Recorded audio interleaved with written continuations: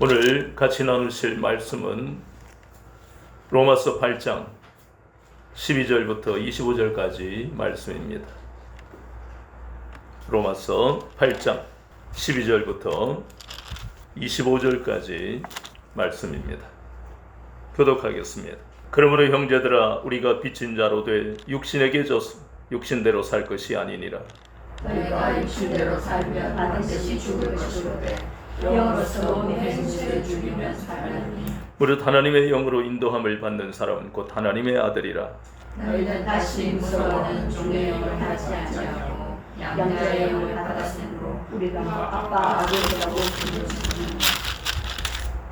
성령이 친히 우리의 영과 더불어 우리가 하나님의 자녀인 것을 증언하시나니. 자녀이면 또한 상속자 곧 하나님의 상속자요 그리스도와 함께 한 상속자니 우리가 그와 함께 영광을 받기 위하여 고난도 함께 받아야 할 것입니다. 생각하건대 현재의 고난은 장차 우리에게 나타날 영광과 비교할 수 없도다.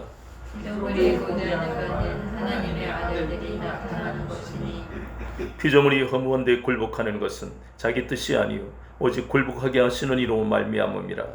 그 바라는 것은 피조물도 썩어짐에 종도 해방되어 하나님의 자녀들의 영광에 자유에 이르는 것이니라. 피조물이 다 이제까지 함께 탄식하며 함께 고통을 겪고 있는 것을 우리가 아느니라.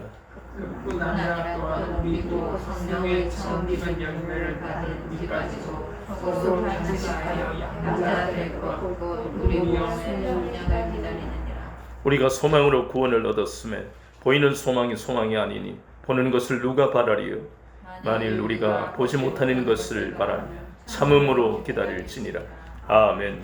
오늘은 로마서 8장 12절부터 25절까지 본문을 통해 성령님의 인도를 받는 사람 하는 제목으로 같이 은혜를 나누겠습니다. 우리는 로마서를 통해서 죄에 대한 구체적인 모든 내용을 우리가 보게 되었습니다. 특별히 기억해야 할 것은 로마서 5장 12절 말씀입니다. 한 사람으로 말미암아, 그 한 사람은 아담입니다. 아담의 범죄로 말미암아 죄가 세상에 들어오고 죄로 말미암아 사망이 세상에 들어왔다고 성경은 말씀하고 있습니다. 그 말씀의 의미가 무엇입니까? 아담의 죄뿐만 아니라 지금까지 우리까지도 모든 사람은 자신이 짓는 죄, 그것을 우리가 자범죄라고 그랬습니다. 아담의 죄로 그리고 자범죄로 인해서 하나님과의 관계가 단절되어 버렸습니다. 이사야서 59장 1절에서 3절까지 말씀을 보면 하나님이 우리를 구원하지 못하시면 그것은 하나님의 손이, 구원의 손이 짧아서가 아니고 하나님이 우리의 기도를 듣지 아니하심이 아니라 그랬습니다. 모든 것은 우리의 죄 때문에 하나님과 단절됐다는 것입니다. 하나님이 우리를 지으셨잖아요. 하나님은 하나님의 형상으로 우리를 거룩하고 하나님의 공의를 나타내며 그리고 사람들에게 긍휼을 나타내라고 하나님의 형상으로 우리를 지으셨지만 아담의 범죄로 우리 자신의 죄로 인해서 하나님과 단절되어 버렸습니다. 그것을 로마서 6장 6절과 17절에는 죄의 종이 되었다.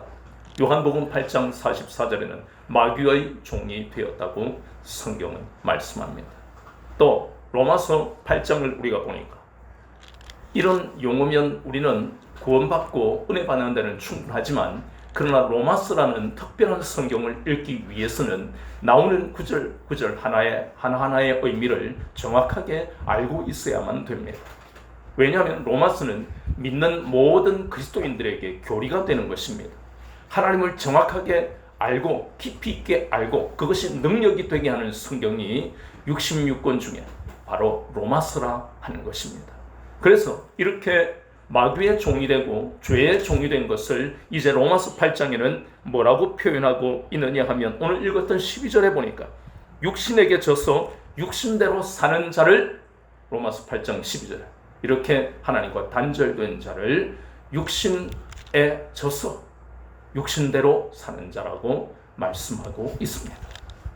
다른 부분에 보면 로마서 8장 앞부분에 보니까 우리가 지난주에 보면 그것을 뭐라고 합니까? 육신의 생각으로 사는 사람이다. 같은 의미입니다. 그리고 우리가 보았던 갈라디아서 5장 19절에서 21절까지 말씀해 보면 육체의 소욕을 따라 사는 사람이다. 에베소서 2장 3절에 보면 육체와 마음이 원하는 대로 살아가는 사람이다. 왜 이렇게 이런 말씀들을 알아야 되느냐? 말씀으로 기도하기 위해서입니다. 아무렇게나 기도하면 그건 기도가 아닙니다. 말씀을 붙들고 기도해야 그 말씀이 하나님이시니까, 그 말씀이 성령님의 인도를 받는 것이니까 성령 안에서 무시로 기도할 수 있다는 것입니다. 우리의 육신의 생각으로 감정으로 기도하면 얼마 하지도 못하고 그것은 제대로 올라가지도 못합니다. 그러나 말씀 안에서 성령 안에서 기도하면 그 기도는 정확하게 하나님 앞에 올라가기 때문입니다. 그래서 오늘 육신에 져서 육신대로 살아가는 자의 삶을 우리가 살았다는 것입니다. 성경에 무수히 많은 사람들은 모두가 구원받은 사람의 이름이 아닙니다. 그리고 구원받은 사람이랄지라도 그의 일생토록 오직 하나님의 인도를 받는 그런 복된 생애를 사는 것이 아닙니다. 무수히 많은 사람들이 무엇이나 다 하나님 앞에 은혜가 되는 것이 아니고 육체와 마음이 원하는 대로 살다가 육체의 소욕을 따라가다 육신에 져서 육신대로 살아가는 그런 삶 가운데 있다가 하나님의 은혜로 그들이 회개하고 하나님께로 나온 사람들의 기록이 바로 성경 속에 있습니다. 어떤 사람은 불행하게 하나님 앞에 돌이키지 않고 결국은 하나님을 떠나버린 불행한 사람들도 있습니다. 그 모든 사람들의 공통점은 오늘 로마서 8장 12절에 정확하게 어떤 사람들이라고요? 육신에 져서 육신대로 사는 자다.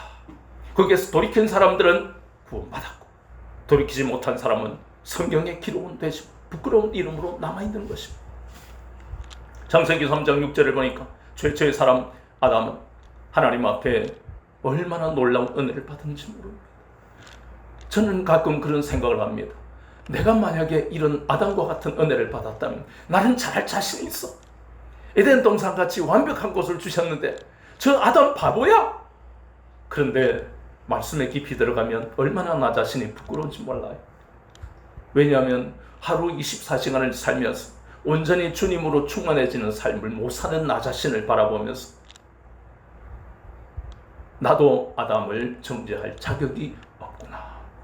창세기 3장 6절을 보니까 보암직하고 먹음직하고 지혜롭게 할 만큼 탐스럽기도 한 것이 아담에게만 보이고 느껴지고 욕심이 생기는 것이 아니라 육신이 아직까지 오늘 로마서 8장을 보니까 몸의 구원이 아직 이루어지지 않은 우리에게도 여전히 있다는 것을 깨닫게 됩니다.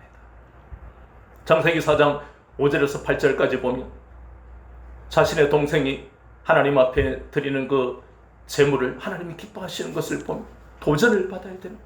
불행하게도 가인의 마음속에는 미움과 분노가 시기 질투가 있었습니다. 그것이 바로 육신에 친다는 것이 그 의미입니다. 내 감정대로 분노하고 싶은 분노와 미워하고 싶은 미워, 그것이 육신에 친다는 것을 의미합니다. 그뿐만 아닙니다. 우리가 잘 알다시피 창세기 12장에 보면 하나님이 특별하게 부르신 믿음의 조상 아브라함이 나오는데 그가 처음부터 믿음의 조상이 될 만한 믿음을 보인 것이 아니고 그는 부끄럽게도 약속의 땅에 기근이 있는 것을 보고 그 기근을 피해서 살 길을 찾은 육신에 져버린 사람이었습니다. 그의 아내 사라도 히브리서를 보면 정말 모든 믿는 여인들의 어머니라고 이렇게 칭찬을 합니다. 그러나 창세기 16장 1절에서 4절까지 보면 남편을 유혹해서, 유혹한 표현은 은혜가 안 되니까 남편을 육신의 생각으로 넘어뜨렸어. 하갈과 동침하세요. 그렇게 했던 여인이 바로 바로 사라라는 여인입니다. 그뿐만 아니라 창세기 25장에 보면 위대한 아브라함의 손자들인 에서와 야곱은 위대한 가문의 그러한 언약의 계승자의 집안이라고 할 수 없는 부끄러운 모습을 보였던 것을 우리가 보고 있잖아요. 창세기 30장에 보면 하나님이 야곱의 아내가 되는 특별한 은혜를 허락하신 레아와 라헬을 보면 창세기 30장에는 그러한 모습과 관계없이 세상 여자와 똑같이 자신의 몸에서 상속자가 나오기를 경쟁하듯이 시기질투하는 그 어처구니없는 모습을 창세기 30장에서 봅니다. 그리고 창세기 38장에는 야곱이라는 언약의 계승자 집안의 자녀들이 우리가 잘 아는 대로 12지파 이스라엘의 조상이 되는 놀라운 은혜가 예비된 야곱의 아들들이 하는 행위는 창세기 30장에서 요셉을 죽이고 또 심지어는 죽이지를 못하니까 애굽에 팔아버리는 정말 파렴치한 끔찍한 범죄를 저지른 그런 모습이 나옵니다. 그것이 바로 무엇입니까? 육신에 져서 육신대로 살아가는 자의 모습이 바로 그런 모습들입니다. 성경은 거기에서 끝나지 않잖아요.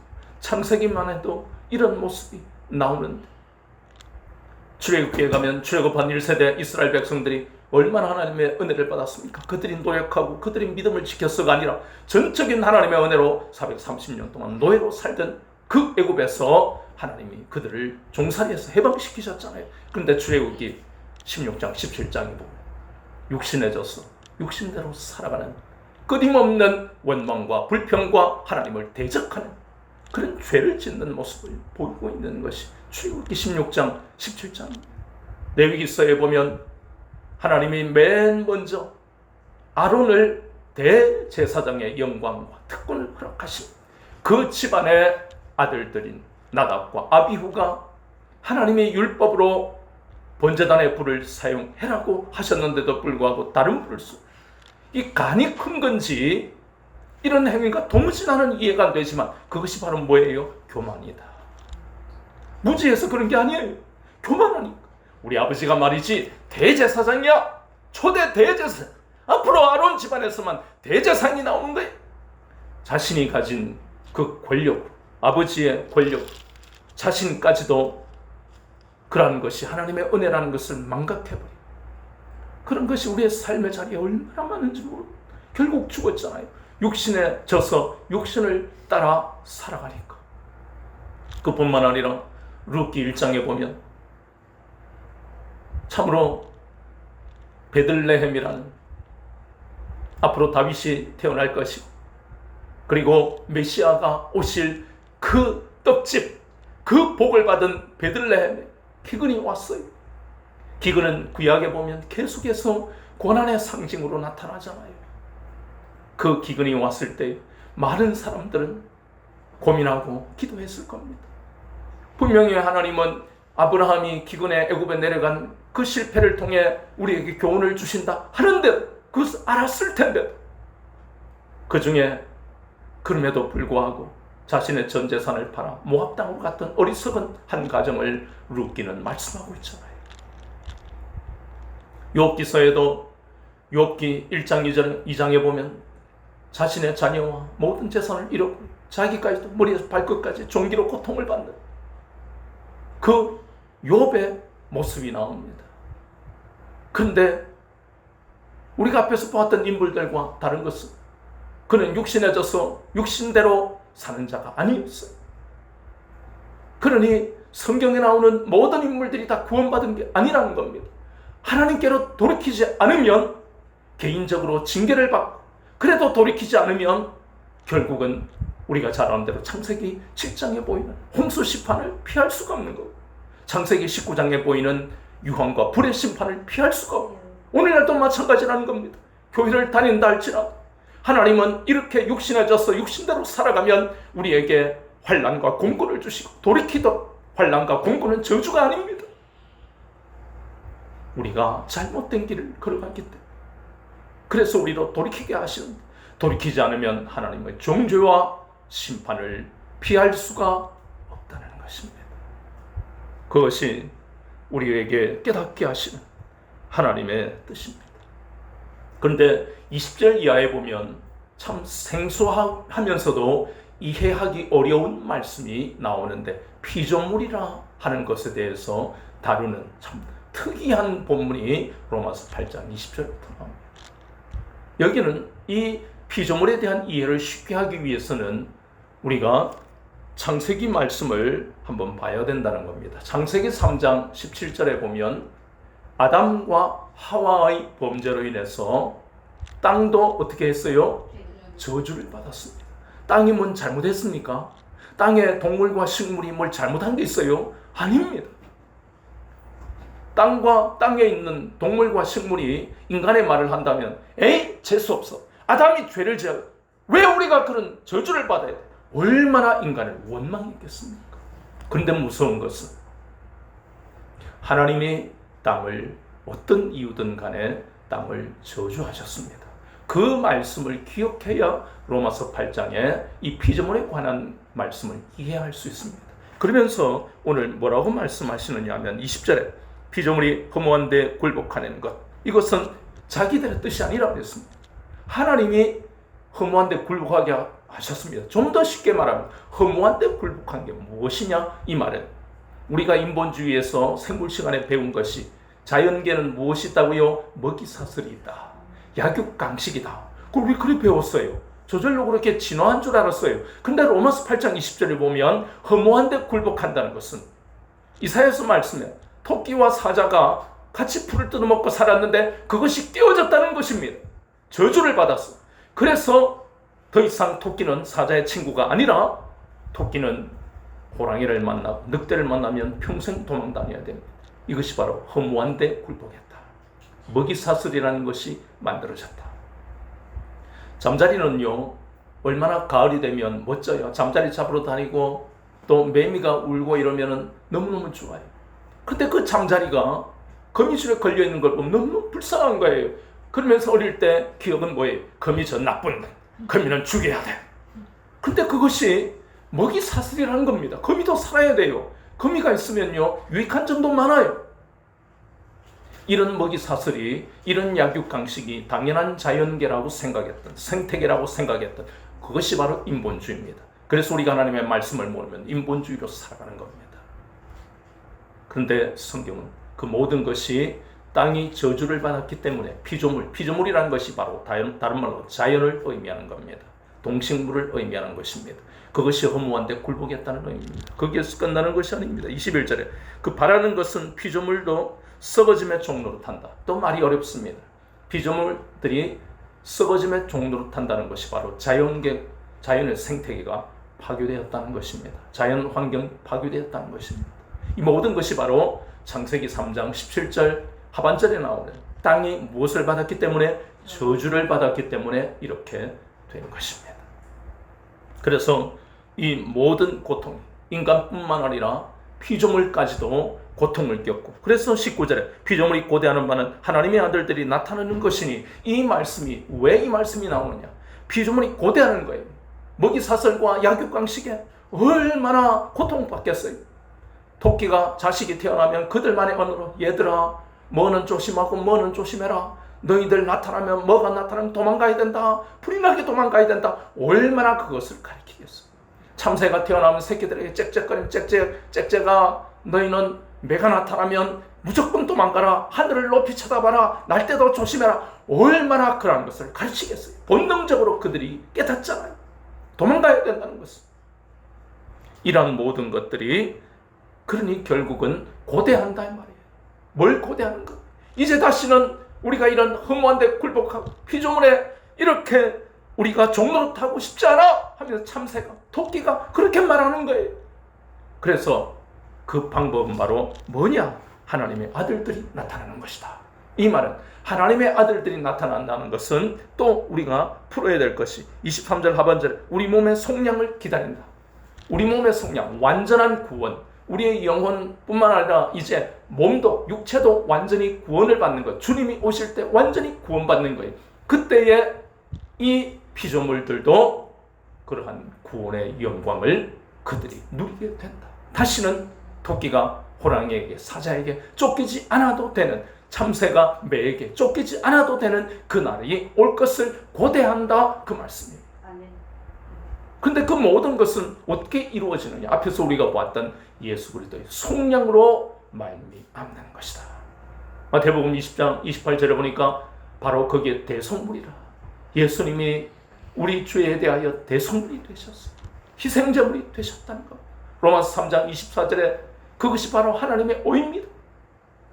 우리를 사랑하시는 하나님의 사랑이 그렇게 예수님이 대속물로 제물이 되시는 것으로 나타났다는 것입니다. 그래서 누구든지 과거에 어떻게 살았든지 간, 그 나이가 많든 적든 간 예수 그리스도를 믿기만 하면 다시는 죄가 사망 안에서 왕노릇하는 인생을 살지 않게 되었다는 것입니다. 은혜가 생명 안에서 왕노릇하는 그런 삶을 살게 되었다는 것입니다.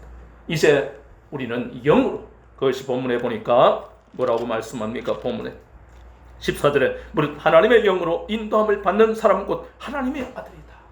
영으로 성령님의 인도를 받게 되는 것이고, 그리고 우리는 또 양자의 영을 받아, 15절에 보니까 양자의 영을 받아, 마귀의 영을 받는 게 아니고 이제는 양자의 영을 받았어. 하나님을 아바 아버지다.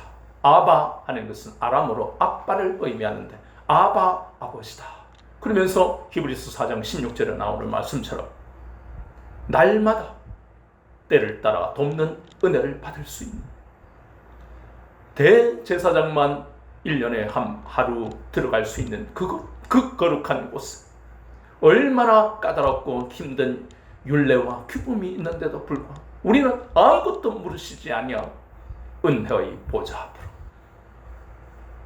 날마다 가서 아바 아버지 이렇게 부를 수 있는 놀라운 은혜를 우리가 받게 되었다. 이 놀라운 영광과 특권을 받게 되었다. 이렇게 성경은 말씀하고 있다는 것입니다. 이것이 바로 앞에서 말한 완전히 다른 인생. 어떻게 달라졌습니까? 앞에서는 우리가 죄가 사망 안에서 왕노릇 인생이 달라진 것이 바로 은혜가 생명 안에서 왕노릇하는 인생으로 달라졌다 그랬고, 죄의 종이 마귀의 종이 이제는 의의 종, 하나님의 종이 되었다고 이렇게 로마서는 말씀하고 있고, 또 우리는 육신의 생각으로 살지 않고 우리가 날마다 죽으면 영의 생각을 따라가는 인생이 되었다고 말씀하고, 오늘 8장에서는 육신에 져서 육신대로 살아가는 자가 아니라 이제는 예수 그리스도의 속량으로 말미암아 영으로 인도받는 자가 되었다. 성령님의 인도를 받는 자가 되었다. 이렇게 놀라운 선언을 우리에게 하시는 겁니다. 이 말씀을 우리가 깊이 생각하면 성령님의 인도를 받아야만 우리는 육신에 져서 육신대로 살아가는 자가 안 돼. 성령님의 인도를 받아야 우리는 본문에 나오는 말씀 13절 하반절에 보니까 영으로서 몸의 행실을 죽이면 살리니, 성령님의 인도를 받아야만 몸의 행실을 죽일 수 있다는 겁니다. 몸의 행실이라는 의미가 무엇입니까? 에베소서 2장 3절에 보니까 육체와 마음이 원하는 대로 살고 싶은 욕망이 우리 속에 다 있는 거예요. 나이가 어리다고 순수한 것도 아니고, 인생을 60 살았다고 그 사람이 겸손하게 주님만 바라보는 것도 아니고, 나이와 관계없이 우리 속에는 나이가 많든 적든 끊임없이 육체와 마음이 원하는 대로 살고 싶은 욕망이 이 속에 있다는 것입니다. 요한일서 2장 16절에 보면 그것을, 이는 세상에 있는 모든 것이 육신의 정욕과 안목의 정욕과 이생의 자랑이라고 구체적으로 말씀하고 있습니다. 이 몸의 행실을 죽이는 방법은 영의 인도를 받지 않고서는 안 된다는 것입니다. 영의 인도를 받아야 말씀 속에서 주님을 만나서 그 말씀을 붙드는 순간 주님이 내 속에 충만히 역사하셔서 모든 육신의 생각, 육체의 소욕을 죽이고 내가 살아나고 승리할 수 있다는 것입니다. 우리의 노력은 안 됩니다. 폭포수 밑에 들어가서 정신을 차려야지, 이거는 그냥 하는 말이고, 그런다고요 잠깐은 우리가 뭔가 물화일체가 되는 것 같아. 그러나 그 1분 뭔가 또 생각이 들어, 세상의 생각이 들어, 육신의 생각이 들어. 왜요? 우리의 몸이 완전히 구원받지 못했기 때문입니다. 성령님의 인도를 받게 되면 이전에는 썩어질 세상의 것들이 좋아서 이야 여보 이게 구찌인데 내가 하룻밤 내가 아는 사람한테 텐트 치고 좀 사달라고 줄 서가지고 이 사람이 싸게 사온 거야. 여보 뗄 때 봤어.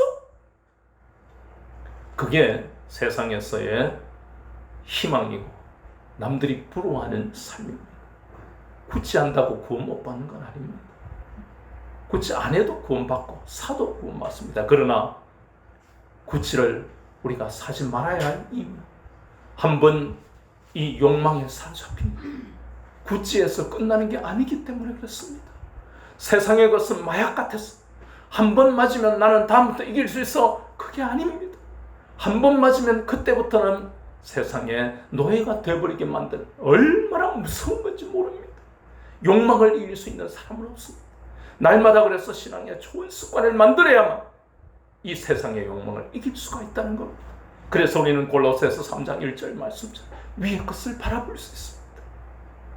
누가 하늘을 보고 야 이제 가을이네, 하늘이 늘 푸르다야, 독서의 계절이다, 그렇게 하늘을 보는 사람들이 대부분이지 우리처럼 위의 것을 봐.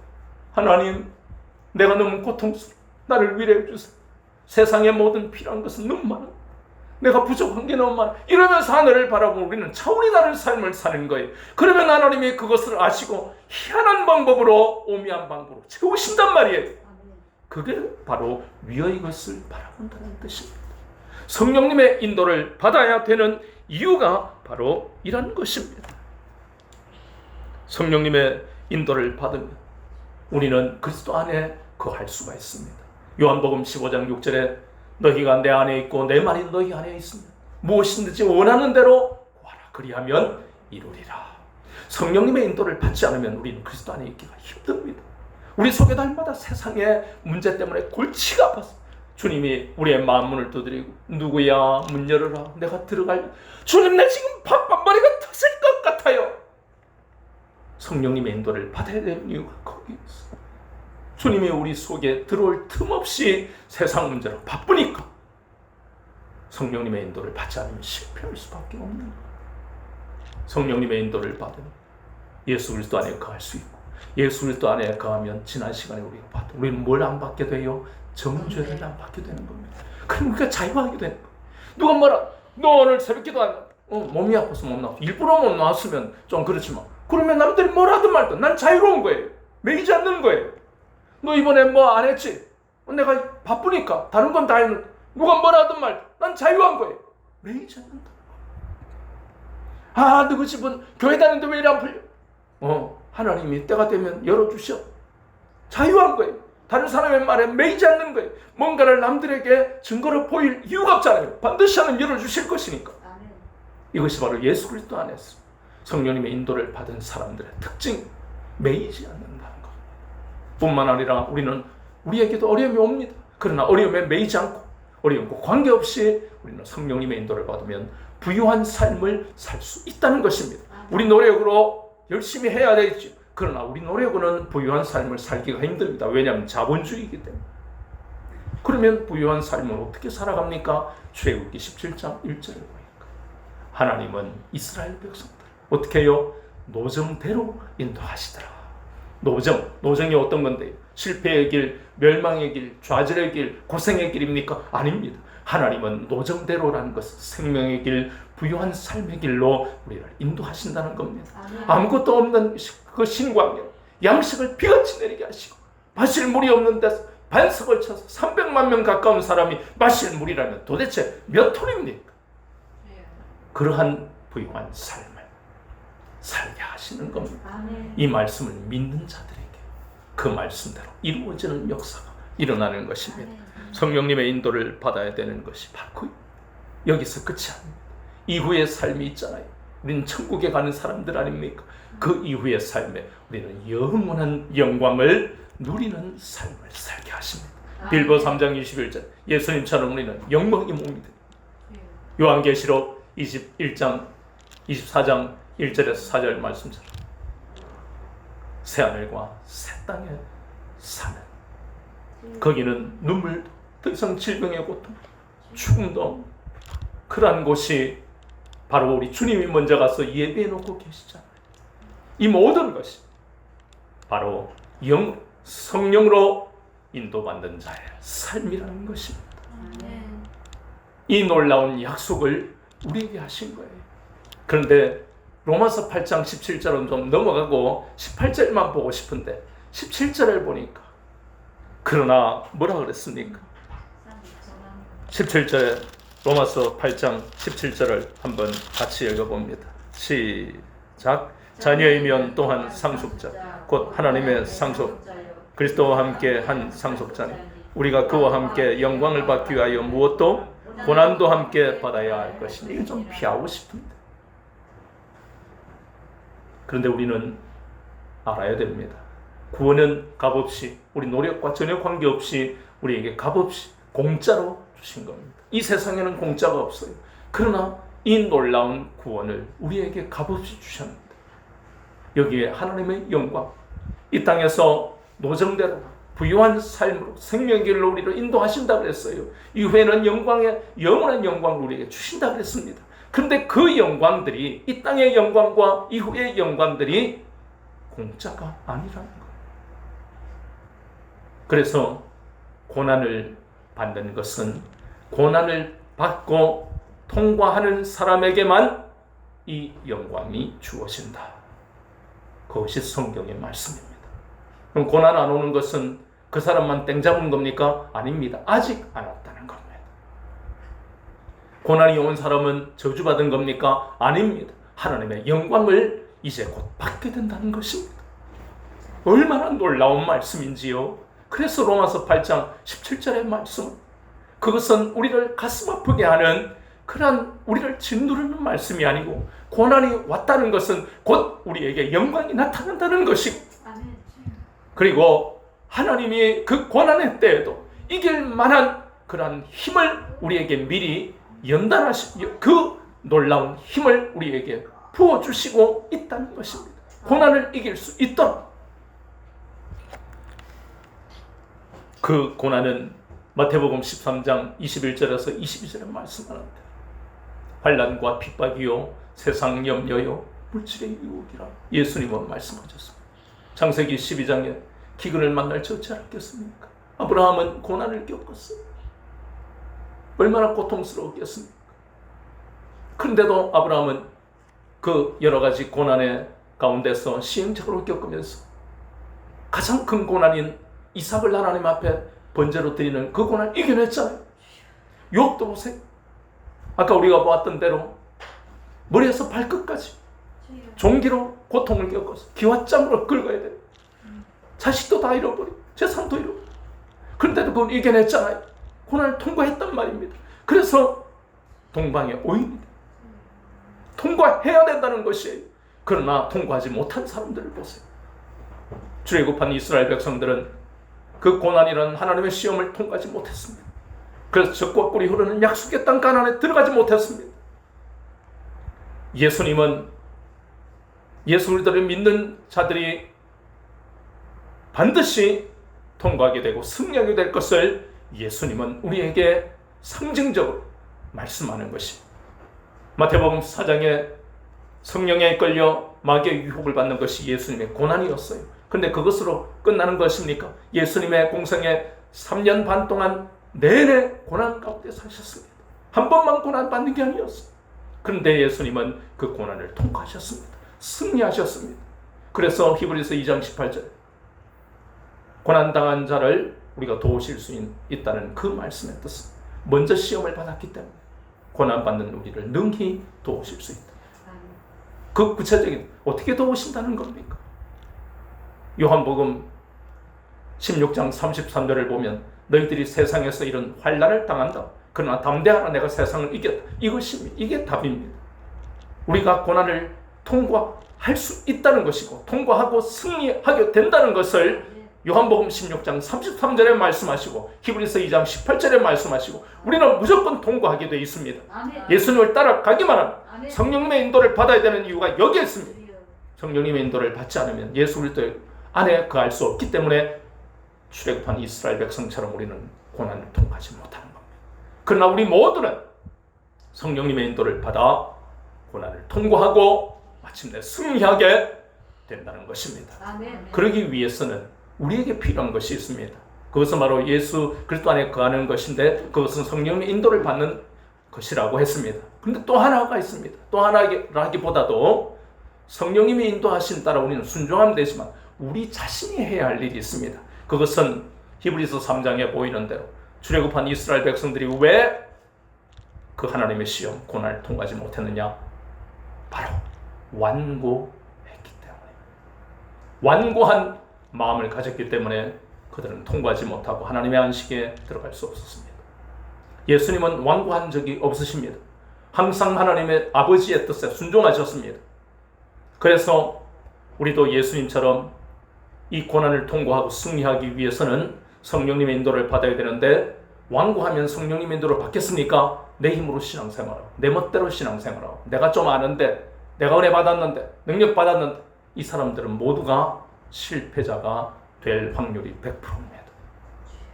은혜 받고 머리에 지식이 가득하고 성경을 깨닫게 되면 그때부터는 머리가 숙여져야만 합니다. 그러지 않으면 성령님의 인도를 못 받습니다. 내가 낸데 내 인생의 주인이 나야. 그러니 그 완고한 마음으로는 무조건 실패한다는 겁니다.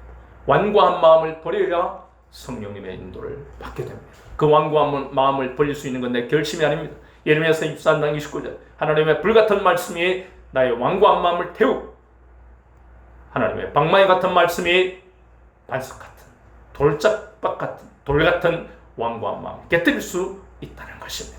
그래서 말씀을 놓아버리면 우리는 완고한 상태로 어두운 데서 이를 갈 수밖에 없어요. 우리 모두는 완고한 마음을 버리고 성령님의 인도를 받았어. 에스라서 7장 9절의 말씀처럼 이 땅에서 사는 동안 우리에게 고통이 온다 할지라도 완고한 마음을 버리고 성령님을 따라가며 하나님의 선한 손에 도우심을 받아 우리는 살아갈 것이고, 우리가 때때로 힘들어서 기도 못할 때 로마서 8장 26절 27절 그리고 34절에 보이는 대로 우리의 보혜사이신 성령님이 우리를 위해 기도하실 것이고, 우리의 또 다른 보혜사 성령님뿐만 아니라 우리의 보혜사이신 예수 그리스도께서 하나님 보좌 우편에서 우리를 위해 기도하십니다. 그뿐만 아니라 로마서 8장 35절 39절까지 환난과 핍박과 공고와 기근과 적신과 칼, 현재인이나 장래 권세자나 천사 어떤 피조물이라 그래서 예수 안에 있는 우리를 향한 하나님의 사랑을 끊을 수가 없어요. 아멘. 이런 말씀들이 우리의 심령을 얼마나 감격하게 하는지 모르겠어요. 그래서 우리가 할 일은 이 땅에서 오직 한 가지. 뭘 버리는 겁니까? 완고한 마음을 버리는 겁니다. 이것만 늘 잘하면 돼요. 우리를 죽이는 겁니다. 우리 힘으로는 완고한 마음을 버릴 수도 없고 우리를 죽일 수도 없습니다. 오직 예레미야 23장 29절 불같은 방망이 같은 말씀으로만이 우리의 완고한 마음, 우리의 모든 것들을 육신의 생각으로 죽일 수 있다는 것을 기억하시고, 이 땅에 현재의 고통을 겪고 있는 분이나 장차 고난이 다가오나 오는 인생을 두려워하지 마십시오. 불안해하지 마시고 짜증내고 원망하고 불평하고 분노하고 낭망하지 마시고 오직 이 고난을 주님 우리에게 통과하게 하시고 승리하게 하시는 것을 확신하고 이 길을 걸어가요. 그래서 이 땅에서 하나님 주시는 놀라운 영광들을 누리면서 맛보면서 능력 있는 삶을 살아가시는 여러분들 되시기를 주 예수 그리스도의 이름으로 축원합니다.